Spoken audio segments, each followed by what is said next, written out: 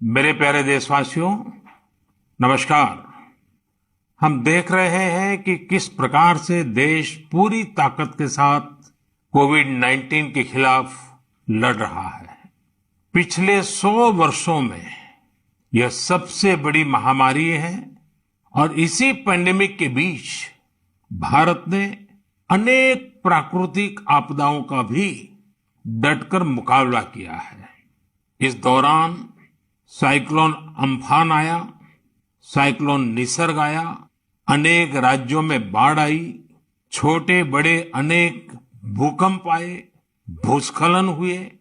अभी अभी पिछले 10 दिनों में ही देश ने फिर 2 बड़े साइक्लोन्स का सामना किया।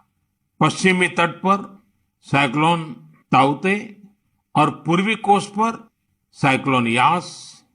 इन दोनों चक्रवातों ने कई राज्यों को प्रभावित किया है। देश और देश की जनता इनसे पूरी ताकत से लड़ी और कम से कम जानहानि सुनिश्चित की।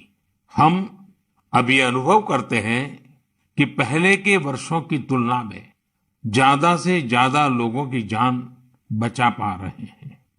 विपदा के इस कठिन और असाधारण परिस्थिति में साइक्लोन से प्रभावित हुए सभी राज्यों के लोगों ने जिस प्रकार से साहस का परिचय दिया है, इस संकट की घड़ी में बड़े धैर्य के साथ, अनुशासन के साथ मुकाबला किया है, मैं आदरपूर्वक, हृदयपूर्वक सभी नागरिकों की सराहना करना चाहता हूं। जिन लोगों ने आगे बढ़कर राहत और बचाव के कार्य में हिस्सा लिया, ऐसे सभी लोगों की जितनी सराहना करें उतनी कम है।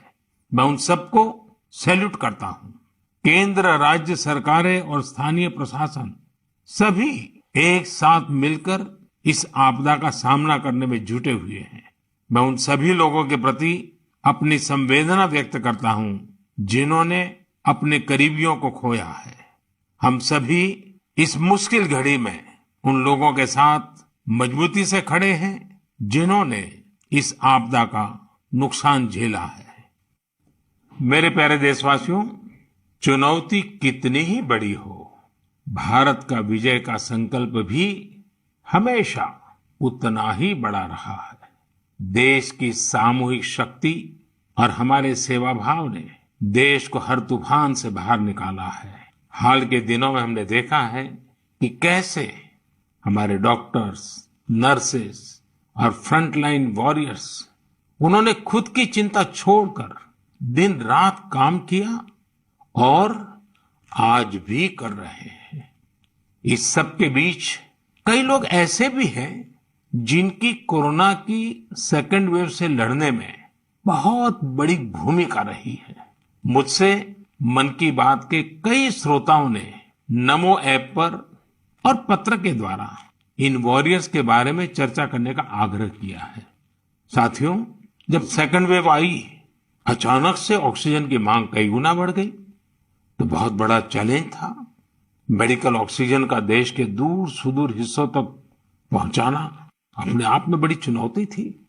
ऑक्सीजन टैंकर ज्यादा तेज चले, छोटी सी भी भूल हो तो उसमें बहुत बड़े विस्फोट का खतरा होता है। इंडस्ट्रियल ऑक्सीजन का उत्पादन करने वाले काफी प्लांट देश के पूर्वी हिस्सों में हैं। वहां से दूसरे राज्यों में ऑक्सीजन पहुंचाने के लिए भी कई दिन का समय लगता है। देश के सामने आई इस चुनौती में देश की मदद की क्रायोजेनिक टैंकर चलाने वाले ड्राइवर्स ने, ऑक्सीजन एक्सप्रेस ने, एयरफोर्स के पायलट्स ने, ऐसे अनेकों लोगों ने युद्ध स्तर पर काम करके हजारों लाखों लोगों का जीवन बचाया। आज मन की बात में हमारे साथ ऐसे ही एक साथी जुड़ रहे हैं, यूपी के जौनपुर के रहने वाले श्रीमान दिनेश उपाध्याय जी। दिनेश जी, नमस्कार। सर जी प्रणाम। सबसे पहले तो मैं चाहूंगा कि आप जरा अपने बारे में हमें जरूर बताइए। सर, हमारा नाम दिनेश बाबुलनाथ उपाध्याय है। मैं गांव हसनपुर, पोस्ट जमुआ, जिला जौनपुर का निवासी हूं सर। उत्तर प्रदेश से हैं? हाँ सर जी। और सर, हमारा एक लड़का है, 2 लड़की और औरत और माँ बाप। और आप क्या करते हैं? सर, मैं ऑक्सीजन का टैंकर चलाता हूँ सर, लिक्विड ऑक्सीजन का। बच्चों की पढ़ाई ठीक से हो रही है?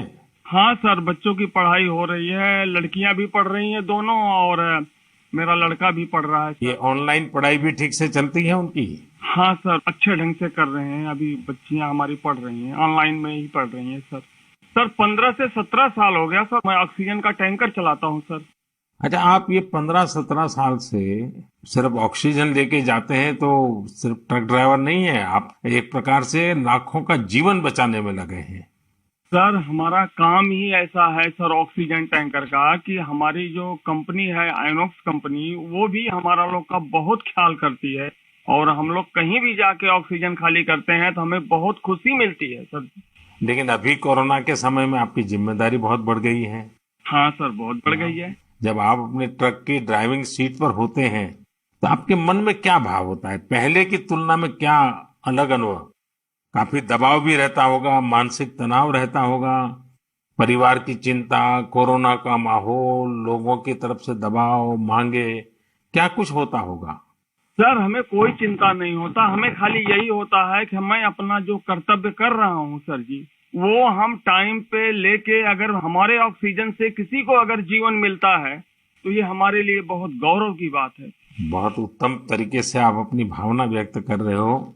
अच्छा, ये बताइए, आज जब इस महामारी के समय लोग आपके काम के महत्व को देख रहे हैं, जो शायद पहले इतना नहीं समझा होगा, अब समझ रहे हैं, तो क्या आपके और आपके काम के प्रति उनके नजरिए में परिवर्तन आया है? हाँ सर जी, अभी पहले हम ऑक्सीजन के ड्राइवर कहीं भी जाम में इधर उधर फंसे रहते थे, लेकिन आज के डेट में प्रशासन ने भी हमारा लोग का बहुत हेल्प किया। और जहां भी हम जाते हैं, हम भी, हमारे अंदर से एक जिज्ञासा आती है, हम कितने जल्दी पहुंच के लोगों की जान बचाएं सर।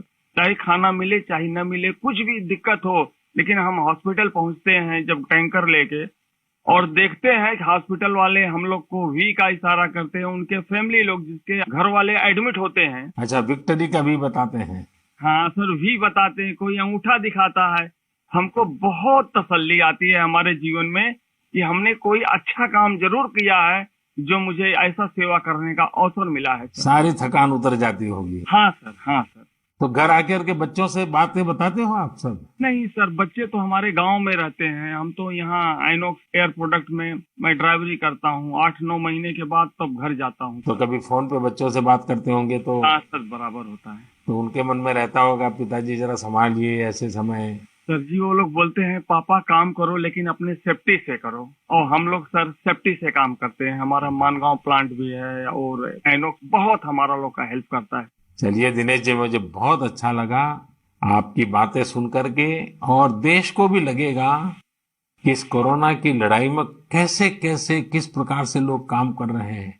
आप 9-9 महीने तक अपने बच्चों को नहीं मिल रहे हैं, परिवार को नहीं मिल रहे हैं, सिर्फ लोगों की जान बच जाए। जब ये देश सुनेगा ना, देश को गर्व होगा कि लड़ाई हम जीतेंगे, क्योंकि दिनेश उपाध्याय जैसे लाखों लाखों ऐसे लोग हैं जो जी जान से जुटे हुए हैं। सर जी, हम लोग कोरोना को किसी ना किसी दिन जरूर हराएंगे सर जी। चलिए दिनेश जी, आपकी ये भावना, यही तो देश की ताकत है। बहुत बहुत धन्यवाद दिनेश जी, और आपके बच्चों को मेरे आशीर्वाद कहिएगा। ठीक है, प्रणाम। धन्यवाद। प्रणाम। धन्यवाद।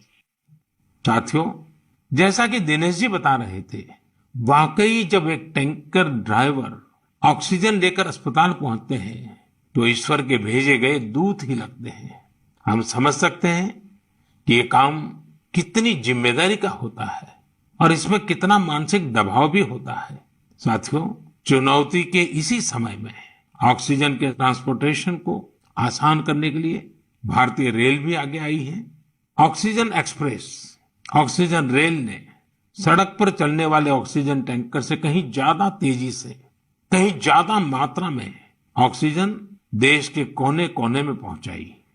माताओं बहनों को यह सुनकर गर्व होगा कि एक ऑक्सीजन एक्सप्रेस तो पूरी तरह महिलाएं ही चला रही हैं। देश की हर नारी को इस बात का गर्व होगा। इतना ही नहीं, हर हिंदुस्तानी को गर्व होगा। मैंने ऑक्सीजन एक्सप्रेस की एक लोको पायलट शिरीषा गजनी जी को मन की बात में आमंत्रित किया है। शिरीषा जी, नमस्ते। नमस्ते सर, कैसे है सर? मैं बहुत ठीक हूँ शिरिषा जी। मैंने सुना है कि आप तो रेलवे पायलट के रूप में काम कर रही है और मुझे बताया गया कि आपकी पूरी महिलाओं की टोली ये ऑक्सीजन एक्सप्रेस को चला रही है। शिरिषा जी, आप बहुत ही शानदार काम कर रही हैं। कोरोना काल में आपकी तरह अनेक महिलाओं ने आगे आकर कोरोना से लड़ने में देश को ताकत दी है। आप भी नारी शक्ति का एक बहुत बड़ा उदाहरण है। लेकिन देश जानना चाहेगा, मैं जानना चाहता हूँ कि आपको ये मोटिवेशन कहाँ से मिलता है? सर, मुझको मोटिवेशन मेरा फादर मदर भी है सर। मेरा फादर गवर्नमेंट एम्प्लॉय है sir. Actually I am having 2 elder sisters. We are 3 members, ladies only. But my father giving very encourage to work. My first sister doing government job in bank work, and I am settled in railway. My parents only encouraging me. अच्छा शिरिषा जी, आपने सामान्य दिनों में भी railway को अपनी सेवाएं दी हैं, ट्रेन को स्वाभाविक चला है। लेकिन जब ये एक तरफ ऑक्सीजन की इतनी मांग और जब आप ऑक्सीजन को लेके जा रही है तो थोड़ा जिम्मेदारी भरा काम होगा, थोड़ी और जिम्मेवारी होगी। सामान्य गुड्स को ले जाना अलग बात है, ऑक्सीजन तो बहुत ही डेलिकेट भी होती है चीजें। तो क्या अनुभव आता था? मैं हैप्पीली फील किया ये काम करने के लिए। ऑक्सीजन स्पेशल देने के टाइम में सभी देखिए, सेफ्टी का wise, formation wise any leakage है। नेक्स्ट, इंडियन रेलवे भी सपोर्टिव है सर। ये ऑक्सीजन चलाने के लिए मुझको ग्रीन पाथ दिया ये गाड़ी चलाने के लिए। 125 किलोमीटर 1.5 आवर में रीच हो गया। इतना रेलवे भी रेस्पॉन्सिबिलिटी ले लिया, मैं भी रेस्पॉन्सिबिलिटी है सर। वाह, चलिए शिरिषा जी, मैं आपको बहुत बधाई देता हूँ और आपके पिताजी माताजी को विशेष रूप से प्रणाम करता हूँ, जिन्होंने तीनों बेटियों को इतनी प्रेरणा दी और उनको इतना आगे बढ़ाया और इस प्रकार का हौसला दिया है। और मैं समझता हूँ ऐसे माँ बाप को भी प्रणाम और आप सभी बहनों को भी प्रणाम, जिन्होंने इस प्रकार से देश की सेवा भी की और जज्बा भी दिखाया है। बहुत बहुत धन्यवाद शिरिषा जी। धन्यवाद सर, थैंक यू सर। आपका ब्लेसिंग्स चाहिए सर बस मुझे। परमात्मा का आशीर्वाद आप पर बना रहे, आपके माता पिता का आशीर्वाद बना रहे। धन्यवाद जी। धन्यवाद सर। साथियों, हमने अभी शिरिषा जी की बात सुनी। उनके अनुभव प्रेरणा भी देते हैं, भावुक भी करते हैं। वास्तव में ये लड़ाई इतनी बड़ी है कि इसमें रेलवे की ही तरह हमारा देश जल, थल, नभ तीनों मार्गों से काम कर रहा है। एक और खाली टैंकर्स को एयरफोर्स के विमानों द्वारा ऑक्सीजन प्लांट तक पहुंचाने का काम हो रहा है।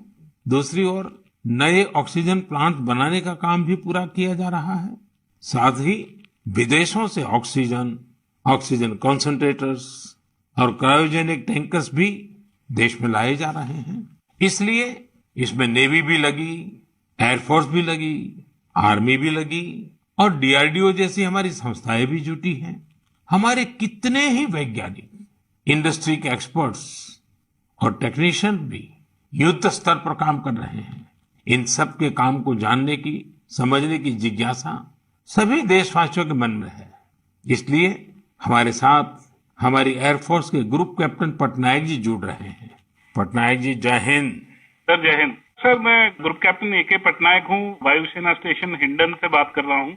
पटनायक जी, कोरोना से लड़ाई के दौरान आप बहुत बड़ी जिम्मेवारी संभाल रहे हैं। दुनिया भर में जाकर के टैंकर लाना, टैंकर यहाँ पहुंचाना। मैं जानना चाहूंगा कि एक फौजी के नाते एक अलग प्रकार का काम आपने किया है। मरने मारने के लिए दौड़ना होता है, आज आप जिंदगी बचाने के लिए दौड़ रहे हैं। कैसा अनुभव हो रहा है? सर, इस संकट के समय में हमारे देशवासियों को मदद कर सकते हैं, ये हमारे लिए बहुत ही सौभाग्य का काम है सर। और ये जो भी हमें मिशंस मिले हैं, हम बखूबी से उसको निभा रहे हैं। हमारी ट्रेनिंग और सपोर्ट सर्विसेज जो हैं हमारी पूरी मदद कर रहे हैं। और सबसे बड़ी चीज है सर, इसमें जो हमें जॉब सेटिस्फैक्शन मिल रही है वो बहुत ही हाई लेवल पे है और इसी की वजह से हम कंटिन्यूअस ऑपरेशंस कर पा रहे हैं। कैप्टन, आप इन दिनों जो प्रयास किए हैं और वो भी कम से कम समय में सब कुछ करना पड़ा है, उसमें अभी इन दिनों क्या रहा आपका? सर, पिछले 1 महीने से हम कंटिन्यूअसली ऑक्सीजन टैंकर्स और liquid oxygen containers domestic destination और इंटरनेशनल डेस्टिनेशन दोनों से उठा रहे हैं सर। करीब 1600 सॉर्टी से ज्यादा एयरफोर्स कर चुकी है और 3000 से ज्यादा घंटे हम उड़ चुके हैं। करीब 160 इंटरनेशनल मिशन कर चुके हैं। इस वजह से हम हर जगह से ऑक्सीजन टैंकर्स, जो पहले अगर डोमेस्टिक में 2 से 3 दिन लगते थे, हम उसको 2 से 3 घंटे में एक जगह से दूसरी जगह पहुंचा सकते हैं सर। और इंटरनेशनल मिशंस में भी with in 24 hours continuous round the clock operations करके पूरी एयरफोर्स इसमें लगी हुई है कि जितनी जल्दी हो सके हम जितने ज्यादा टैंकर ला सकें और देश की मदद कर सकें सर। कैप्टन, आपको इंटरनेशनल में अभी कहाँ कहाँ दौड़ भागना पड़ा? सर शॉर्ट नोटिस पे हमें सिंगापुर, दुबई, बेल्जियम, जर्मनी और यूके, ये सब जगह पे different fleets of the Indian air force sir, IL-76, C-17 और बाकी सारे विमान गए थे, C-130, जो बहुत ही शॉर्ट नोटिस पे ये मिशन प्लान करके हमारी ट्रेनिंग और जोश की वजह से हम टाइमली इन मिशन को कंप्लीट कर पाए सर। देखिए, इस बार देश गर्व अनुभव करता है कि जल हो, थल हो, नभ हो, हमारे सारे जवान इस कोरोना के खिलाफ लड़ाई में लगे हैं। और कैप्टन, आपने भी बहुत बड़ी जिम्मेवारी निभाई है, तो मैं आपको भी बहुत बधाई देता हूँ। Sir thank you so much sir. हम अपनी पूरी कोशिश में जी जान के साथ लगे हुए हैं और मेरी बेटी भी मेरे साथ है सर, अदिति। अरे वाह! नमस्ते मोदी जी। नमस्ते बेटी, नमस्ते। अदिति, आप कितने साल की हैं? मैं 12 साल की हूँ और मैं क्लास 8 में पढ़ती हूँ। तो ये पिताजी बाहर जाते हैं, यूनिफॉर्म में रहते हैं। हाँ, उनके लिए मुझे बहुत प्राउड लगता है, बहुत गर्व महसूस होता है कि वो इतना सब महत्वपूर्ण काम कर रहे हैं। जो सारे कोरोना पीड़ित लोग हैं उनकी मदद इतनी ज्यादा कर रहे हैं और इतने सारे देशों से ऑक्सीजन टैंकर्स ला रहे हैं, कंटेनर्स ला रहे हैं। लेकिन बेटी तो पापा को बहुत मिस करती है ना? हाँ, मैं बहुत मिस करती हूँ उन्हें। वो आजकल ज्यादा घर पे रह भी नहीं पा रहे हैं क्योंकि इतने सारे इंटरनेशनल फ्लाइट्स में जा रहे हैं और कंटेनर्स और टैंकर्स उनके प्रोडक्शन प्लांट्स तक पहुंचा रहे हैं ताकि जो कोरोना पीड़ित लोग हैं उनको टाइमली ऑक्सीजन मिल सके और उनकी जान बच सके। तो बेटा, ये जो ऑक्सीजन के कारण लोगों की जान बचाने वाला काम तो अब घर घर में लोगों को पता चला है। जब तुम्हारे फ्रेंड सर्कल, तुम्हारे साथी स्टूडेंट जानते होंगे कि तुम्हारे पिताजी ऑक्सीजन की सेवा में लगे हैं, तो तुम्हारे प्रति भी बड़े आदर से देखते होंगे वो लोग। हाँ, मेरे सारे फ्रेंड्स भी बोलते हैं कि तुम्हारे पापा इतना ज्यादा इम्पोर्टेंट काम कर रहे हैं और तुम्हें भी बहुत प्राउड लगता होगा। और तब मुझे इतना ज्यादा गर्व अनुभव होता है। और मेरी जो सारी फैमिली है, मेरे नाना नानी, दादी, सब लोग भी मेरे पापा के लिए बहुत प्राउड है। मेरी मम्मी, और वो लोग भी डॉक्टर्स हैं, वो लोग भी दिन रात काम कर रहे हैं। और सारी आर्म फोर्सेस, मेरे पापा के सारे स्क्वाड्रन के अंकल्स और सारी जो फोर्सेस हैं, सब लोग, सारी सेना बहुत काम कर रही है। और मुझे यकीन है कि सबकी कोशिशों के साथ हम लोग कोरोना से ये लड़ाई जरूर जीतेंगे। हमारे यहाँ कहते हैं कि बेटी जब बोलती है ना, तो उसके शब्दों में सरस्वती विराजमान होती है। और जब अदिति बोल रही है कि हम जरूर जीतेंगे, तो एक प्रकार से ये ईश्वर की वाणी बन जाती है। अच्छा अदिति, अभी तो ऑनलाइन पढ़ती होगी? हाँ, अभी तो हमारे सारे ऑनलाइन क्लासेस चल रहे हैं और अभी हम लोग घर पे भी सारे फुल प्रिकॉशंस ले रहे हैं। और कहीं अगर बाहर जाना है तो फिर डबल मास्क पहन के और सब कुछ सारे प्रिकॉशंस और पर्सनल हाइजीन मेंटेन कर रहे हैं, सब चीजों का ध्यान रख रहे हैं। अच्छा बेटा, तुम्हारी क्या हॉबीज है, क्या पसंद है? मेरी हॉबीज हैं कि मैं स्विमिंग और बास्केटबॉल करती हूँ, पर अभी तो वो थोड़ा बंद हो गया है। और इस लॉकडाउन और कोरोना वायरस के दौरान मैंने बेकिंग और कुकिंग का बहुत ज्यादा मुझे शौक है। और मैं अभी सारे बेकिंग और कुकिंग करके, जब पापा इतना सारा काम करके आते हैं तो मैं उनके लिए कुकीज और केक बनाती हूँ। वाह वाह वाह! चलिए बेटा, बहुत दिनों के बाद तुम्हें पापा के साथ समय बिताने का मौका मिला है, बहुत अच्छा लगा। और कैप्टन, आपको भी मैं बहुत बधाई देता हूँ। लेकिन जब मैं कैप्टन को बधाई देता हूँ, मतलब सिर्फ आपको ही नहीं, सारे हमारे फोर्सेस, जल थल नभ, जिस प्रकार से जुटे हुए हैं, मैं सबको सैल्यूट करता हूँ। धन्यवाद भैया। Thank you sir. साथियों, वाकई हमारे इन जवानों ने, इन वॉरियर्स ने जो काम किया है, इसके लिए देश इन्हें सैल्यूट करता है। इसी तरह लाखों लोग दिन रात जुटे हुए हैं। जो काम वो कर रहे हैं वो उनके रूटीन काम का हिस्सा नहीं है। इस तरह की आपदा तो दुनिया पर 100 साल बाद आई है। एक शताब्दी के बाद इतना बड़ा संकट, इसलिए इस तरह के काम का किसी के पास कोई भी अनुभव नहीं था। इसके पीछे देश सेवा का जज्बा है और एक संकल्प शक्ति है। इसी से देश ने वो काम किया है जो पहले कभी नहीं हुआ। आप अंदाजा लगा सकते हैं, सामान्य दिनों में हमारे यहाँ एक दिन में 900 metric ton liquid medical oxygen का प्रोडक्शन होता था। अब ये 10 गुना से भी ज्यादा बढ़कर करीब करीब 9,500 मीट्रिक टन प्रतिदिन उत्पादन हो रहा है। इस ऑक्सीजन को हमारे वॉरियर्स देश के दूर सुदूर कोने तक पहुंचा रहे हैं। मेरे प्यारे देशवासियों, ऑक्सीजन पहुंचाने के लिए देश में इतने प्रयास हुए, इतने लोग जुटे, एक नागरिक के तौर पर ये सारे कार्य प्रेरणा देते हैं। एक टीम बनकर हर किसी ने अपना कर्तव्य निभाया है। मुझे बेंगलुरु से उर्मिला जी ने कहा है कि उनके पति लैब टेक्नीशियन हैं और ये भी बताया है कि कैसे इतनी चुनौतियों के बीच वो लगातार टेस्टिंग का काम करते रहे हैं। साथियों, कोरोना की शुरुआत में देश में केवल एक ही टेस्टिंग लैब थी, लेकिन आज 2,500 से ज्यादा लैब्स काम कर रही हैं।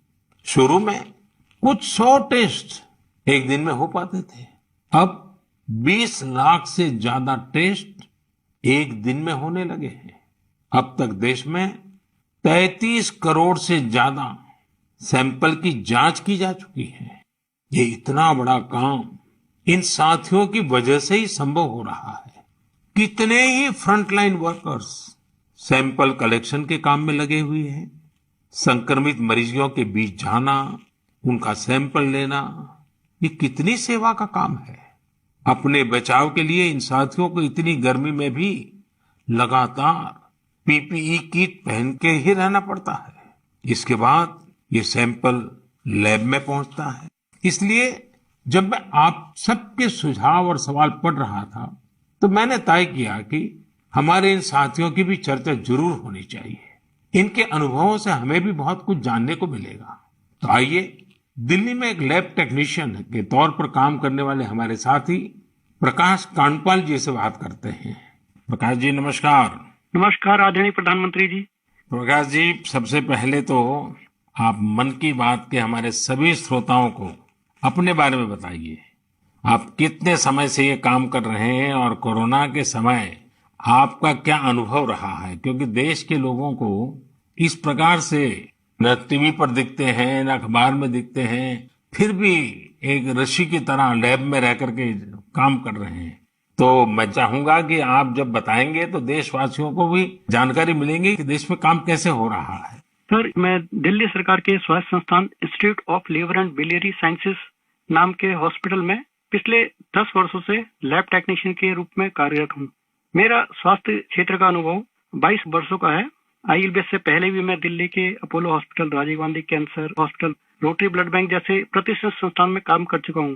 सर, यद्यपि सभी जगह मैंने रक्त कोष विभाग में अपनी सेवाएं दी, परंतु पिछले वर्ष 1 अप्रैल 2020 से मैं आईएलबीएस के वायरोलॉजी डिपार्टमेंट के अधीनस्थ कोविड टेस्टिंग लैब में कार्य कर रहा हूँ। निस्संदेह कोविड महामारी में स्वास्थ्य एवं स्वास्थ्य से संबंधित सभी साधन संसाधनों पर अत्यधिक दबाव पड़ा, पर मैं इस संघर्ष के दौर को निजी तौर पर इसमें ऐसा अवसर मानता हूँ जब राष्ट्र, मानवता, समाज हमसे अधिक उत्तरदायित्व, सहयोग, हमसे अधिक सामर्थ्य और हमसे अधिक क्षमता के प्रदर्शन की अपेक्षा करता है और आशा करता है। और सर, जब हम राष्ट्र के, मानवता के, समाज की अपेक्षा के और आशा के अनुरूप अपने स्तर पर, जो कि एक बूंद के बराबर है, हम उस पर काम करते हैं, खरा उतरते हैं, तो एक गौरव की अनुभूति होती है। कभी जब हमारे घर वाले भी आशंकित होते हैं या थोड़ा उन्हें भय लगता है, तो ऐसे अवसर पे उनको स्मरण कराता हूँ कि हमारे देश के जवान, जो कि सदैव ही परिवार से दूर सीमाओं पर विषम और असामान्य परिस्थितियों में देश की रक्षा कर रहे हैं, उनकी तुलना में तो हमारा जोखिम जो है कम है, बहुत कम है। तो वो भी इस चीज को समझते हैं और मेरे साथ में एक तरह से वो भी सहयोग करते हैं और वो भी इस आपदा में समान रूप से जो भी सहयोग है उसमें अपनी सहभागिता निभाते हैं। प्रकाश जी, एक तरफ सरकार सबको कह रही है कि दूरी रखो, दूरी रखो, कोरोना में एक दूसरे से दूर रहो। और आपको तो सामने से होकर के कोरोना के जीवाणुओं के बीच में रहना ही पड़ता है, सामने से जाना पड़ता है। तो ये अपने आप में एक जिंदगी को संकट में डालने वाला मामला रहता है, तो परिवार को चिंता होना बहुत स्वाभाविक है। लेकिन फिर भी ये लैब टेक्नीशियन का काम सामान्य संजोगों में एक है और ऐसी पेंडेमिक स्थिति में दूसरा है, और वो आप कर रहे हैं तो काम के घंटे भी बहुत बढ़ गए होंगे। रात रात लैब में निकालना पड़ता होगा, क्योंकि इतना करोड़ों लोगों का टेस्टिंग हो रहा है, तो बोझ भी बड़ा होगा। लेकिन अपनी सुरक्षा के लिए भी तो सावधानी रखते हैं कि नहीं रखते हैं? बिल्कुल रखते हैं सर। हमारे आईएलबीएस की जो लैब है वो डब्ल्यूएचओ से मान्यता प्राप्त है। तो जो सारे प्रोटोकॉल हैं वो इंटरनेशनल स्टैंडर्ड के हैं। हम त्रिस्तरीय जो हमारी पोशाक है उसमें हम जाते हैं लैब में, और उसी में हम काम करते हैं, और उसका पूरा डिस्कार्डिंग का, लेबलिंग का और उनको टेस्टिंग का एक पूरा प्रोटोकॉल है। तो उस प्रोटोकॉल के तहत काम करते हैं। तो सर ये भी ईश्वर की कृपा है कि मेरा परिवार और मेरे जानने वाले अधिकतर जो अभी तक इस संक्रमण से बचे हुए हैं। तो एक चीज है कि अगर आप सावधानी रखते हैं और संयम बरतते हैं तो आप थोड़ा बहुत इससे बचे रह सकते हैं। प्रकाश जी, आप जैसे हजारों लोग पिछले 1 साल से लैब में बैठे हैं और इतनी जहमत कर रहे हैं, इतने लोगों को बचाने का काम कर रहे हैं, जो देश आज जान रहा है। लेकिन प्रकाश जी, मैं आपके माध्यम से आपकी बिरादरी के सभी साथियों को हृदयपूर्वक धन्यवाद करता हूं, देशवासियों की तरफ से धन्यवाद करता हूं। और आप स्वस्थ रहिए, आपका परिवार स्वस्थ रहे, मेरी बहुत शुभकामनाएं हैं। धन्यवाद प्रधानमंत्री जी, मैं आपका बहुत बहुत आभारी हूँ कि आपने मुझे अवसर प्रदान किया। धन्यवाद भैया। साथियों, एक प्रकार से बात तो मैंने भाई प्रकाश जी से की है, लेकिन उनकी बातों में हजारों लैब टेक्नीशियंस की सेवा की सुगंध हम तक पहुंच रही है। इन बातों में हजारों लाखों लोगों का सेवा भाव तो दिखता ही है। हम सभी को अपने जिम्मेदारी का भी बोध होता है। जितनी मेहनत और लगन से भाई प्रकाश जी जैसे हमारे साथी काम कर रहे हैं, उतनी ही निष्ठा से उनका सहयोग कोरोना को हराने में बहुत मदद करेगा। मेरे प्यारे देशवासियों, अभी हम हमारे कोरोना वॉरियर्स की चर्चा कर रहे थे। पिछले 1.5 सालों में हमने उनका खूब समर्पण और परिश्रम देखा है। लेकिन इस लड़ाई में बहुत बड़ी भूमिका देश के कई क्षेत्रों के अनेक वॉरियर्स की भी है। आप सोचिए, हमारे देश पर इतना बड़ा संकट आया, इसका असर देश की हर एक व्यवस्था पर पड़ा। कृषि व्यवस्था ने खुद को इस हमले से काफी हद तक सुरक्षित रखा। सुरक्षित ही नहीं रखा, बल्कि प्रगति भी की, आगे भी बढ़ी। क्या आपको पता है कि इस महामारी में भी हमारे किसानों ने रिकॉर्ड उत्पादन किया है? किसानों ने रिकॉर्ड उत्पादन किया तो इस बार देश ने रिकॉर्ड फसल खरीदी भी की। इस बार कई जगहों पर तो सरसों के लिए किसानों को एमएसपी से भी ज्यादा भाव मिला है। रिकॉर्ड खाद्यान्न उत्पादन की वजह से ही हमारा देश हर देशवासी को संबल प्रदान कर पा रहा है। आज इस संकट काल में 80 करोड़ गरीबों को मुफ्त राशन उपलब्ध कराया जा रहा है, ताकि गरीब के घर में भी कभी ऐसा दिन न आए जब चूल्हा न जले। साथियों, आज हमारे देश के किसान कई क्षेत्रों में नई व्यवस्थाओं का लाभ उठाकर कमाल कर रहे हैं। जैसे कि अगरतला के किसानों को ही लीजिए। ये किसान बहुत अच्छे कटहल की पैदावार करते हैं। इनकी मांग देश विदेश में हो सकती है, इसलिए इस बार अगरतला के किसानों के कटहल रेल के जरिए गुवाहाटी तक लाए गए। गुवाहाटी से अब ये कटहल लंदन भेजे जा रहे हैं। ऐसे ही आपने बिहार की शाही लीची का नाम भी सुना होगा। 2018 में सरकार ने शाही लीची को जीआई टैग भी दिया था, ताकि इसकी पहचान मजबूत हो और किसानों को ज्यादा फायदा हो। इस बार बिहार की ये शाही लीची भी हवाई मार्ग से लंदन भेजी गई है। पूरब से पश्चिम, उत्तर से दक्षिण, हमारा देश ऐसे ही अनूठे स्वाद और उत्पादों से भरा पड़ा है। दक्षिण भारत में विजयनगरम के आम के बारे में आपने जरूर सुना होगा। अब भला ये आम कौन नहीं खाना चाहेगा। इसलिए अब किसान रेल सैकड़ों टन विजयनगरम आम दिल्ली पहुंचा रही है। दिल्ली और उत्तर भारत के लोगों को विजयनगरम आम खाने को मिलेगा और विजयनगरम के किसानों को अच्छी कमाई होगी। किसान रेल अब तक करीब करीब 2 लाख टन उपज का परिवहन कर चुकी है। अब किसान बहुत कम कीमत पर फल, सब्जियां, अनाज देश के दूसरे सुदूर हिस्सों में भेज पा रहा है। मेरे प्यारे देशवासियों, आज 30 मई को हम मन की बात कर रहे हैं और संयोग से ये सरकार के 7 साल पूरे होने का भी समय है। इन वर्षों में देश सबका साथ, सबका विकास, सबका विश्वास के मंत्र पर चला है। देश की सेवा में हर क्षण समर्पित भाव से हम सभी ने काम किया है। मुझे कई साथियों ने पत्र भेजे हैं और कहा है कि मन की बात में 7 साल की हमारी आपकी इस साझी यात्रा पर भी चर्चा करूं।